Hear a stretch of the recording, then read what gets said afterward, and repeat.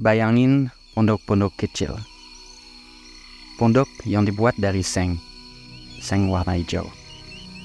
Pondok-pondok itu ada di tengah hutan, di atas gunung di Rwanda, di Afrika Tengah, tempat yang sangat terpencil. Di pagi hari, sekitar jam 6:10, embun masih menyelimuti pondok-pondok itu. Dan pondok itu ada di sekitar rumput-rumput yang masih basah karena pagi hari.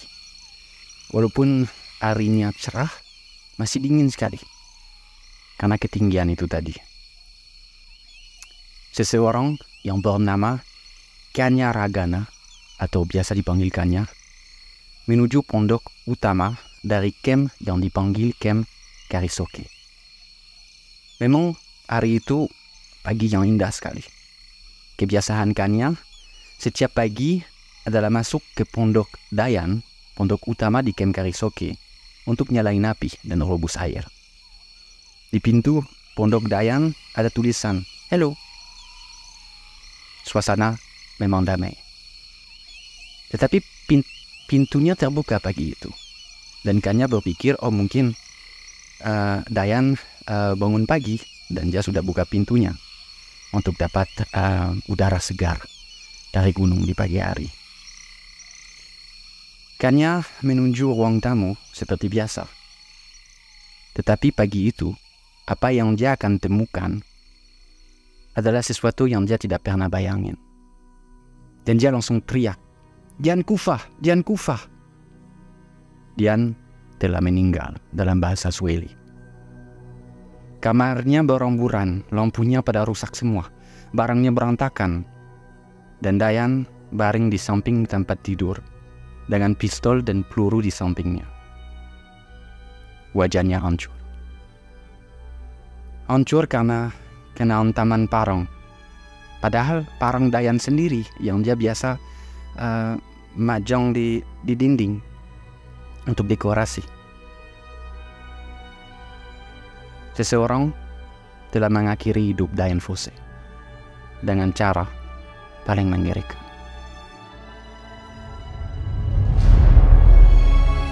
Ini bukan fiksi. Di seluruh dunia ada orang yang mempertaruhkan nyawanya demi melindungi alam, satwa liar, dan masa depan kita. Mereka menghadapi musuh, bahaya, dan banyak di antaranya sudah gugur di Mereka adalah pahlawan yang kamu harus tahu kisah hidupnya. Selamat menyaksikan podcast Nature Heroes atau Pahlawan Alam.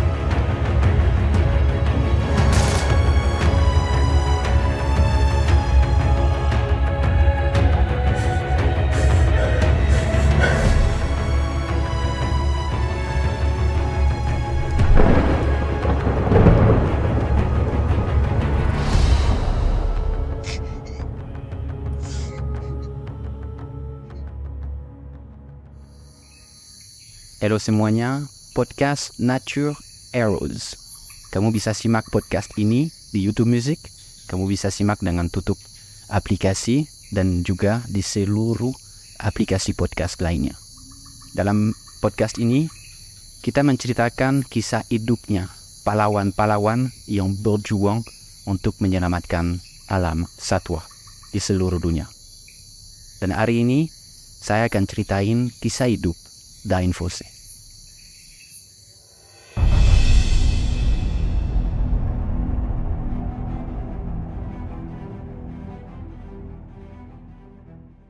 Dayan Fossé seorang Amerika. Dia lahir di San Francisco di tahun 1932. Di California itu, dia seorang anak kecil yang kurang bahagia. Dia menyukai binatang dari dulu sampai dia naik kuda, ikut kompetisi pun dan dapat penghargaan naik kuda. Tetapi di umur 6 tahun orang tuanya cerai.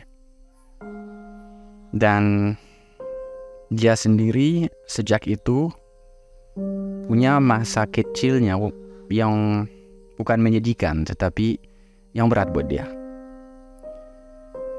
Ibunya menikah kembali dengan seseorang yang bernama Richard Price. Ayah tiri Dian Fossey sangat keras, sangat otoriter. Sampai bayangin, Dian Fossey tidak bisa makan bersama orang tuanya satu meja. Menurut Price, menurut ayah tirinya, seseorang ikut makan dengan orang dewasa kalau sesudah menjadi orang dewasa. Terpaksa sejak ibunya menikah kembali dengan Richard Price, Dian hanya makan bersama pelayan di dapur, tidak pernah sama orang tuanya. Lebih parah lagi, Dian tidak boleh ketemu dengan ayahnya, ayah kandungnya. Alasan, George Fossey, ayahnya adalah seorang alkoholik, pemabuk, dan agresif.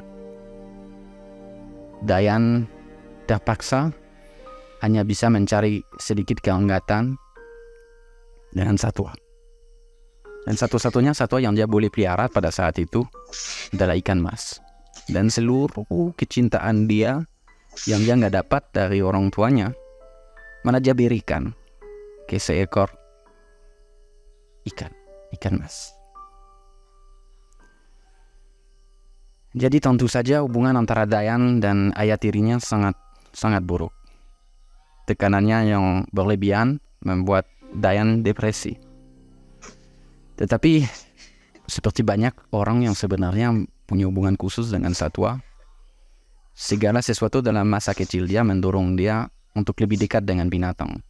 Kasih sayang dia kasih ke satwa dan dia juga merasa satuannya tidak pernah menolak dia. Di usia 17 tahun, walaupun dia mimpi dengan Afrika karena di sana dia melihat bahwa itu banyak satwa liar, di hadapan kenyataan dia malah studi akuntansi, tapi dia sangat bosan. Habis itu dia coba untuk jadi dokter hewan, tetapi sayangnya nilai-nilai dia di fisika, kimia itu sangat buruk, jadi nggak bisa jadi dokter hewan. Ujungnya dia jadi seorang terapis okupasi di salah satu universitas di tahun 1954. Waktu itu dia umur 22 tahun.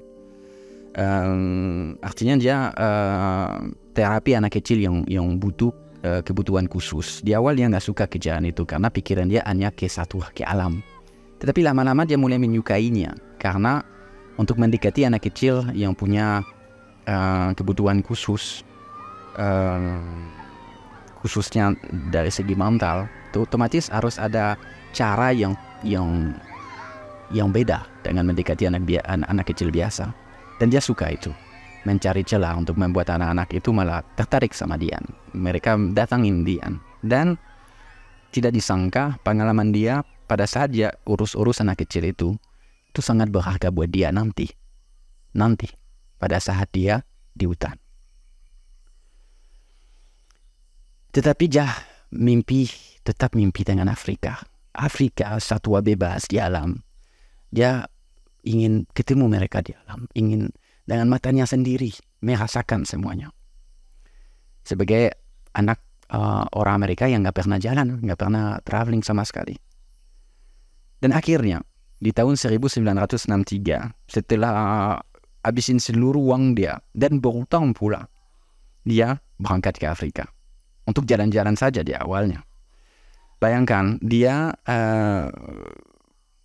utang 6 bulan gaji dia untuk bisa berangkat. Dan dia berangkat ke Kenya, berangkat ke Tanzania. Dan di Tanzania, dia akan menemukan ketemu seseorang yang akan merubah hidup dia. Dia ketemu dengan seseorang yang bernama Louis Leakey. Louis Leakey adalah seorang antropolog, orang yang teliti tulang-tulang fosil di Tanzania. Dan dia tertarik tentang manusia purba dan asal-usul manusia. Dan pada saat itu Louis Leakey menceritakan bahwa sebenarnya untuk lebih mengerti manusia yang modern harus kita paham kita berasal dari mana. Dan tentu saja kalau kita ikuti teori Darwin, Louis Leakey merasa harus kita teliti primata besar untuk lebih paham asal-usul manusia. Jadi bagi dia harus kita teliti orangutan, gorila, chimpanzee. Dan menurut dia hanya perempuan yang benar-benar mampu untuk masuk dalam kehidupan primata tersebut.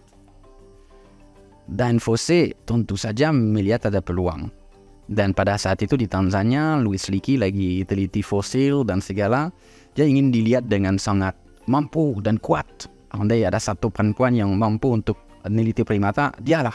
Dia ingin memberi kesan itu ke Louis Leakey.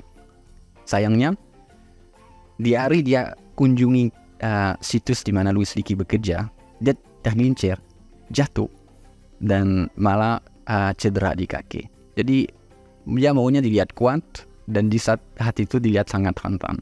Dan pada saat itu sempat berpikir bahwa, aduh, mungkin kesempatan saya atau kepercayaan saya itu sama Louis Leakey akan hilang.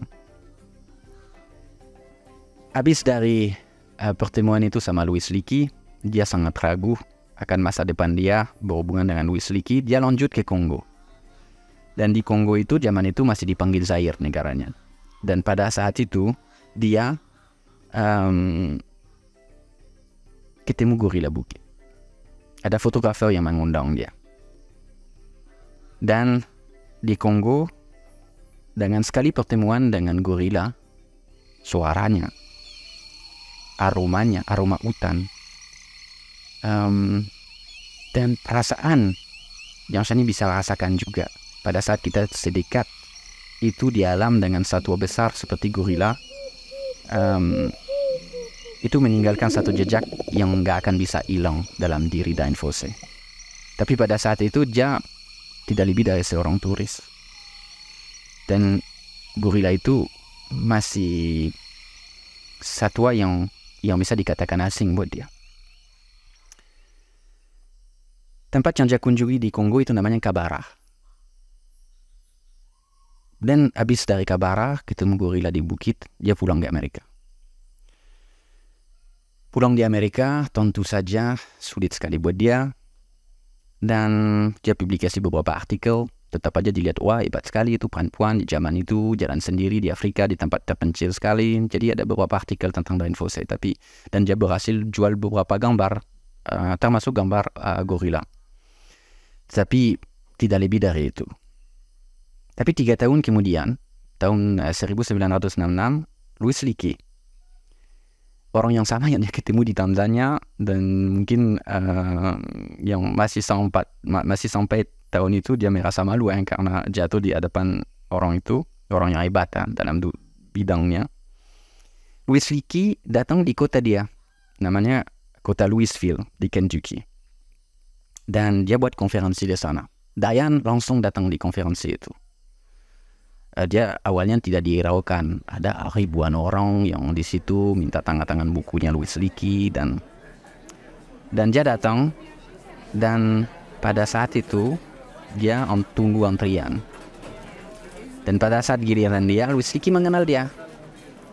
Ingat dengan perempuan Amerika itu yang tolol yang jatuh di depan dia. Dan Dain Fosse langsung mengatakan, apakah Anda masih membutuhkan orang untuk teliti gorila? Kalau ya, tidak ada yang lebih baik dari saya. Dan Louis Leakey cukup terkesan melihat perempuan itu yang motivasi kelihatan sedemikian besar selama 3 tahun tidak menurun. Dan Louis Leakey mengatakan, oke, saya pertimbangkan kamu untuk berangkat ke Afrika untuk meneliti gorila. Tetapi kamu harus lakukan sesuatu. Dain Fosse pada saat itu dia berani lakukan apa saja demi berangkat, demi merubah hidup di sana di Afrika dengan gorila. Dan Louis Leakey mengatakan kamu harus operasi usus buntu. Jadi zaman itu seringkali orang yang akan berangkat jauh dari segala fasilitas kesehatan dipercaya bahwa usus buntu lebih baik diambil sebelum menjadi masalah gitu, karena susah dioperasi dan bisa berakibat fatal. Jadi banyak tentara pun segera waktu berangkat jauh mereka ambil usus buntu dulu, operasi usus buntu sebelum berangkat. Dan Fussell langsung mengatakan no problem. Lucunya beberapa tahun kemudian Louis Leakey akan ceritain ke Dian bahwa sebenarnya nggak butuh sih itu operasi usus buntu. Hanya dia mau memastikan bahwa motivasi Dian sekuat apa kalau dia berani lakukan operasi itu demi berangkat hidup dengan gorila. Berarti dia benar-benar mau lakukan itu gitu. Motivasinya diuji istilahnya. Dan Dian di Desember di tahun yang sama berangkat ke Afrika. Bisa bayangin perasaan dia, sesuatu yang dia tunggu-tunggu. Kali itu dia berangkat ke Afrika tanpa tiket pulang.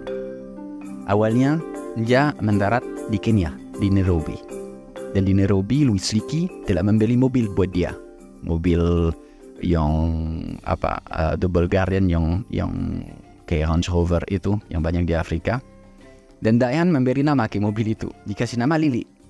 Dan dengan Lily, marilah si perempuan Amerika tanpa pengalaman apapun, khususnya tentang primata, hanya penuh dengan motivasi yang luar biasa, berangkat nyetir sendiri dari Kenya menuju Kongo.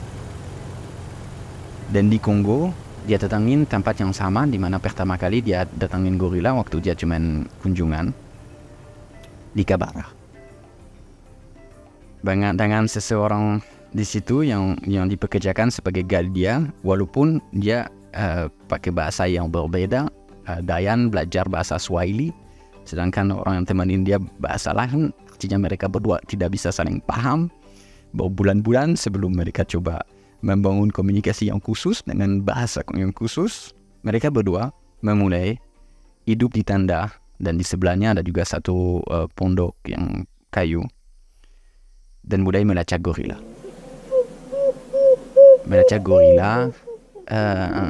Dan salah satu teknik pada saat kita mendekati gorila, jadi gorila gunung adalah gorila yang paling besar yang ada, berdiri bisa lebih 2 meter, dan harus bersuara untuk membuat mereka merasa tenang. Jadi kita meniru suara mereka, suara seperti dan Dian dari Kabara setiap hari berangkat ke hutan untuk ketemu gorila dan untuk membiasakan mereka dengan keberadaan Dian di sebelah. Tujuan Dian adalah tidak hanya mengamati gorila, tetapi ingin menjadi salah satu dari kelompoknya. Dia akan hanya makan makanan kaleng, dan sekali 2 minggu dia turun ke desa terdekat, desa Kikumba, untuk belanja logistik dia. Dia cepat sekali merasa betapa sendiri dia di tanah asing itu, di tempat sedemikian terpencil. Seapa dia istilahnya, dia merasa rentan, tetapi tidak ada yang bisa membuat dia mundur. Tetapi semua tidak akan berjalan mulus. Belum sampai setahun, satu hari waktu balik dari hutan, di mana progres dia dengan gorila sangat baik, dia melihat dengan teman dia itu bahwa camp Kabara telah dipenuhi dengan tentara, dan jadi paksa untuk turun gunung bersama tentara. Artinya jadi tangkap dengan alasan diamankan karena pada saat itu sedang ada perang saudara di Kongo. Dian harus mencari solusinya untuk bisa melarikan diri, dan dengan cara yang sampai sekarang tidak begitu jelas, yang berkaitan dengan administrasi mobilnya. Pokoknya tidak ada yang tahu benar apa yang sesungguhnya terjadi. Tetapi pada saat itu dia berhasil keluar dari Kongo bersama satu tentara dari Kongo untuk masuk Rwanda, negara tetangga, di kota Kigali. Dan di situ dengan bantuan teman dia di Rwanda, dia berhasil si tentara itu sendiri yang dari Kongo ditahan dan otomatis dia dibebaskan asal tidak kembali ke Kongo. Jadi detail-detail dari apa yang telah terjadi itu kurang jelas. Mungkin ada intervensi dari kedutaan. Yang pasti dia berhasil lolos. Tetapi seluruh kerjaan dia, seluruh usaha dia untuk teliti gorila di Kongo hilang. Semua satwa yang dia coba habituasi, dia tidak punya akses lagi ke satwa itu karena mereka ada di Kongo. Tetapi dia walaupun patah semangat langsung berpikir bahwa oke, gorila gunung hidup di gunung di tengah Afrika, tetapi tidak hanya di Kongo, ada juga di Rwanda. Jadi dia mulai dari nol dan dia langsung ambil keputusan bahwa dia akan bekerja di Taman Nasional Virunga, yang sebenarnya Kabara di Kongo juga di Taman Nasional yang sama, tapi di negara yang berbeda. Jadi dia mulai semua dari nol lagi di Rwanda. Namun di awal pada saat survei dia merasa bahwa banyak sekali hutan di mana ada jerat, ada juga sapi, dan dia cukup kecewa. Merasa jangan-jangan itu nggak ada lokasi yang bagus untuk gorila. Tetapi setelah sekali lagi berminggu-minggu, jadi kita harus berpikir bahwa perempuan sendiri setelah ditangkap oleh militer di Kongo, mulai nol di Rwanda, tetap punya motivasi untuk mulai dari nol lagi, berminggu-minggu cari gorila di sisi Rwandanya tapi nggak dapat. Jadi kan cukup sulit kan, tetapi dia nggak patah semangat. Dan di lereng gunung Karisimbi, itu nama gunungnya, dia menemukan gorila. Dan dia senang banget karena dia menyadari bahwa disitulah tempatnya di mana akan bangun dia camp dari nol, yang awalnya dia akan hanya berupa beberapa tenda, kemudian beberapa pondok dengan dinding seng berwarna hijau. Dan dia memberi nama ke camp dia, camp Karisoke. Kari dari gunung Karisimbi, Karisoke dari gunung yang sebelah juga yang namanya Visoke. Karisimbi Visoke, dia memberi nama ke camp dia Karisoke. Tetapi tentu saja banyak banget halangan, banyak banget hal yang dia harus hadapi, mulai dari nol habituasi satwa dan membuat gorila tidak takut sama dia. Tetapi di satu sisi lagi dia langsung menyadari bahwa penelitian itu sesuatu yang baik, tetapi penelitian itu sendiri kalau di saat yang sama gorilanya terancam dan ditangkap oleh pemburu ilegal, kan itu dalam sebuah taman nasional dengan jerat, sampai seringkali gorila kehilangan kaki, tangan karena jerat itu yang ditujukan sebenarnya untuk satwa lain, atau ada gorila yang dibunuh untuk kepalanya atau untuk tangannya sebagai kenang-kenangan. Bayangkan tangan gorila dia dipotong untuk dijadikan asbak. Jadi di hadapan itu dia menyadari bahwa dia harus lakukan sesuatu. Di saat yang sama dia sangat mulai terkenal di Amerika karena National Geographic jadi salah satu masalah yang paling prestisius ya, membuat cover di tahun 68 dengan dia di covernya, dan dia pada saat itu duduk dengan gorila di sebelah. Langsung menjadi hero banget di Amerika. Perempuan sendiri Asia Amerika, perempuan kulit putih hidup sendiri di tengah hutan, di atas gunung bersama gorila yang menganggap dia, karena dia berhasil, gorila-gorilanya menganggap dia sebagai salah satu dari kelompok mereka. Mereka bisa berdampingan. Dan ada satu foto di mana dia kasih tangan dia ke gorila dan gorila kasih tangan dia ke dia. Itu kita bahas satwa liar ya, bukan satwa di kandang. Jadi dia menjadi sangat terkenal. Tapi di sisi yang sama, bukan dia abaikan penelitiannya, tetapi dia merasa bahwa yang paling fokus adalah melawan semua orang yang ingin musnahkan gorila. Harus paham bahwa pada saat itu hanya sisa sekitar 300 gorila gorila gunung. Jadi sangat terancam punah. Di hadapan fakta bahwa mereka dibunuh terus seperti itu, tentu saja bagi dia yang terpenting adalah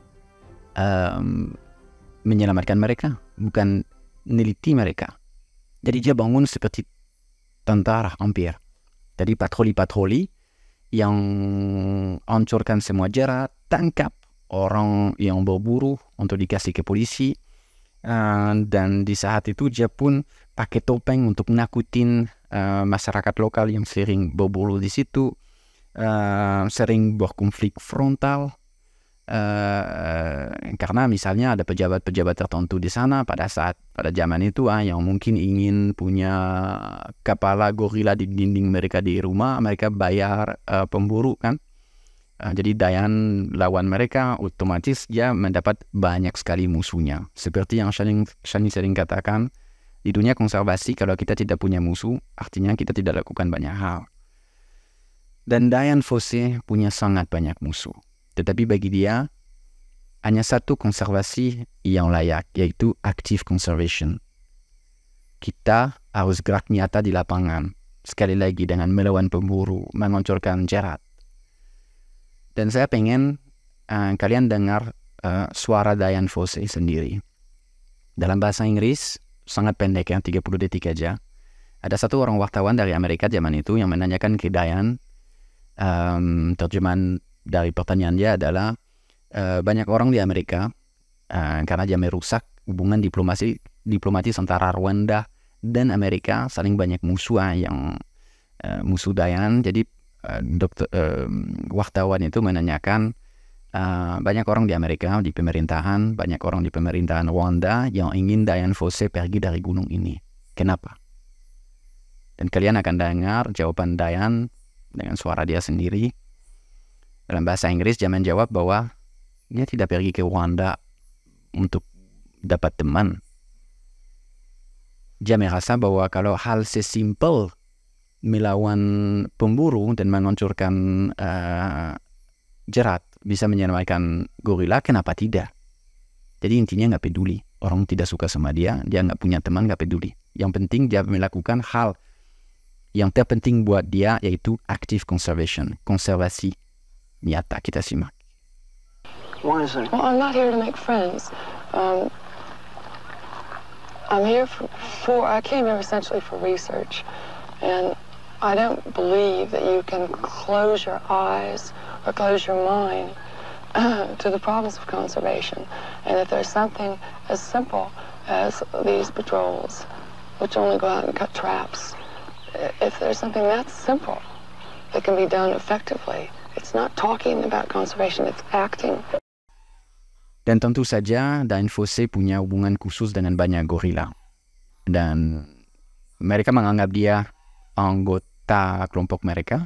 Sampai kalau ada orang Afrika atau manusia lain yang datang, gorila pada menyerang manusia lain untuk melindungi Dian. Ya. Mereka merasa bahwa si Dian adalah anggota dari kelompok mereka. Tapi dari semua gorila, ada satu yang spesial banget di hati Dian, yaitu yang namanya Digit. Karena dia punya satu jari yang cacat, jadi dikasih nama Digit. Jadi sama Digit, walaupun dia gorila gede banget ya, gorila dominan segala, dia punya hubungan yang sangat khusus. Apa aja dia bisa lakukan dengan Digit itu. Dan Dian sering membahas gorila itu sendiri. Mungkin kita kembali ke kehidupan dia ya, kurang teman, sendiri di hutan, masa kecil yang sedih. Dan di pegunungan Rwanda itu dia mendapatkan satu gorila yang sangat dekat, tidak pernah menolak dia. Itu mungkin yang membuat dia merasa bahwa ya Digit teman dia tidak melihat lagi itu Digit itu seperti satwa. Sayang sekali di tahun 1977 Digit dibunuh. Digit dibunuh oleh pemburu. Kepalanya dipotong, tangannya dipotong, dan kelompok dia dimusnahkan. Dan sejak itu bagi Dian Fossey yang terpenting adalah menyelamatkan gorila. Dia membangun satu yayasan atau foundation Digit Fund untuk mendapatkan dana, walaupun sering pakai dana dia pribadi, untuk membuat lebih banyak patroli, lebih banyak tindakan untuk melawan pemburu dan menyelamatkan gorila. Tapi kematian Digit itu meninggalkan luka yang sangat dalam buat Dian Fossey, dan bisa dikatakan dari sejak itu dia benar-benar abaikan penelitian dan hanya berfokus untuk coba menyelamatkan gorila. Jadi pada saat itu selain dia harus melawan semua pemburu, ada industri zoo juga yang mau tangkap bayi gorilanya untuk dikirim ke kebun binatang, dan mereka siap bayar banyak sekali uangnya ke pemerintah Rwanda pada saat itu, atau beberapa pejabat di pemerintah Rwanda. Sedangkan untuk tangkap bayi gorila di alam harus bunuh kelompoknya, karena semua anggota kelompok rela mati demi melindungi anak-anaknya. Dan itu terjadi beberapa kali. Dian tidak bisa menyelamatkan beberapa bayi yang harus dikirim waktu itu ke Eropa di kebun binatang. Ujungnya mereka mati semua. Dia terus tiap hari hancurkan bersama timnya itu puluhan hingga ratusan jerat. Dia nggak mulai gila, tetapi bisa bayangin kan, energi dia itu terkuras dan merasa sendiri banget. Semua yang lain, pihak-pihak yang lain hanya ingin eksploitasi gorila, meneliti gorila, tetapi dia merasa sendiri yang ingin menyelamatkannya. Dan satu lagi, banyak pihak yang ingin gorila bukit yang dia habituasi itu dikunjungi wisatawan. Jadi sekali lagi, eksploitasi gorila bukan menyelamatin gorila. Hal utama sebelum kita pikir wisata adalah memastikan mereka aman. Dan itu membuat Dian Fossey mendapat lebih banyak musuh lagi, khususnya di orang yang penting-penting, yang ingin melihat bahwa gorila itu menjadi peluang.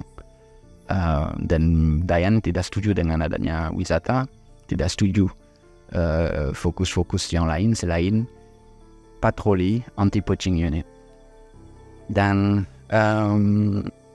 di tahun 1985, jadi sudah lama, dia dari tahun 63 di Afrika, sudah lebih 20 tahun. Camp dia menjadi sangat terkenal, dia sendiri sangat terkenal, buku dia laris. Dan di tahun 85 dia ragu apakah visa dia akan diperpanjang. Saling banyak musuh, karena sekali lagi dia orang asing, jadi bisa saja satu hari visa dia nggak diperpanjang. Tapi dia senang banget karena visanya diperpanjang. Dan jangankan bukan hanya untuk 1 tahun, diperpanjang langsung untuk 2 tahun.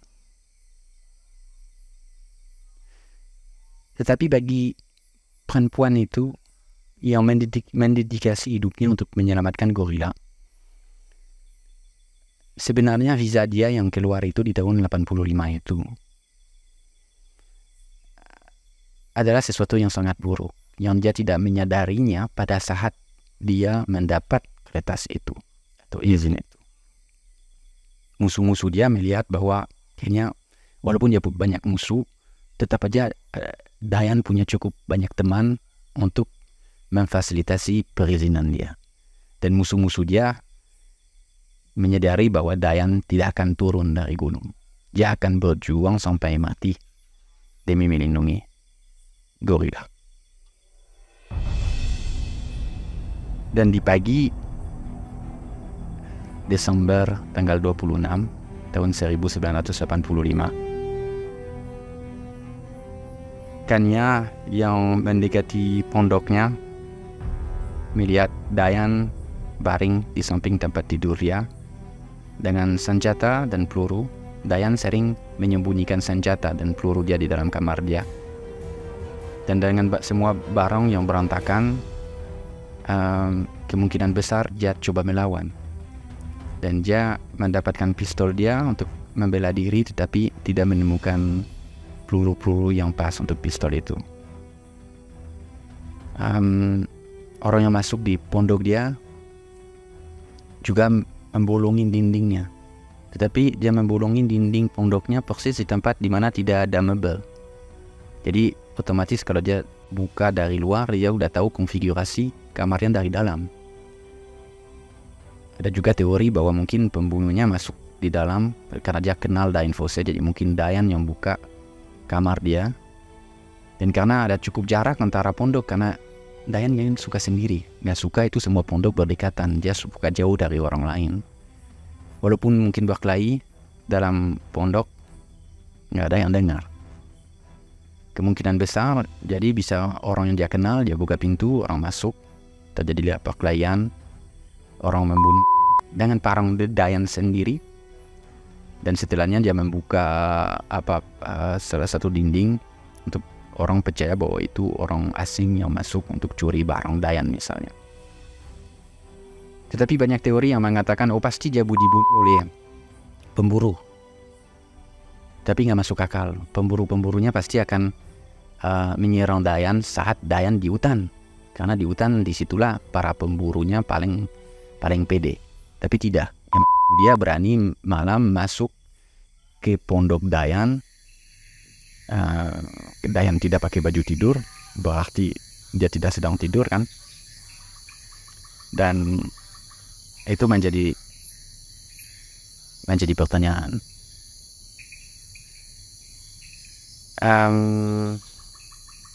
Besok harinya seluruh staf dia ditangkap dan seluruhnya dibebaskan beberapa hari kemudian karena dinyatakan tidak bersalah. Hanya satu di antara mereka bukti saat di penjara. Tidak jelas kenapa. Jadi teori, karena sampai sekarang kita tidak tahu siapa yang Dayan Fossé, musuh gorila yang melihat dalam diri Dayan Fossé satu hambatan yang berani melakukan hal itu, atau membayar seseorang untuk melakukan hal itu. Kemungkinan besar pendirian Dayan dengan menolak adanya eksploitasi gorila itu yang membuat dia. Musuh-musuh yang mungkin petinggi atau orang penting yang melihat bahwa Dayan menghambat program eksploitasi gorila. Mungkin itu yang menyebabkan Dayan dibunuh, agar setelah kepergian di Dayan mereka bisa sesuka hati. Karena nilai paling tinggi dilihat dari situ, gorilanya dieksploitasi. Saat itu gorilanya hanya 300 ekor, sekarang lebih dari 1000. Dan gorila bisa dipastikan punah kalau tidak ada waktu itu Dayan Fossé yang menarik perhatian dunia tentang gorila. Sekarang ada gorila yang dikunjungi, tetapi bukan gorila yang ada di Karisoke. Dan tempat penelitian Karisoke masih berjalan sampai sekarang, dan patroli-patroli yang didirikan Dayan Fossé waktu itu masih ada sampai sekarang. Dayan Fossé meninggalkan jejak yang mendalam dalam dunia konservasi. Dia mengubah pandangan kita tentang gorila. Sebelum Dayan Fossé mulai bekerja, semua orang melihat gorila sebagai satu binatang yang ganas banget, besar, menakutkan. Karena Dayan Fossé, kita semua menyadari bahwa gorila adalah satwa yang besar, pemalu, dan hanya makan rumput dan daun-daunan. Sangat menyayangi keluarganya, dan bisa, kalau kita bersahabat dengan mereka, menganggap kita sebagai keluarga mereka sendiri. Itu legasi dari Dayan Fossé, pahlawan konservasi yang mendedikasi hidupnya untuk menyelamatkan gorila di Afrika, di tengah Afrika, di pegunungan Virunga, di Rwanda dan Kongo. Walaupun dia lahir di Amerika. Dayan Fossé, pahlawan gorila di Afrika. Terima kasih sudah menyimak episode pertama Nature Heroes.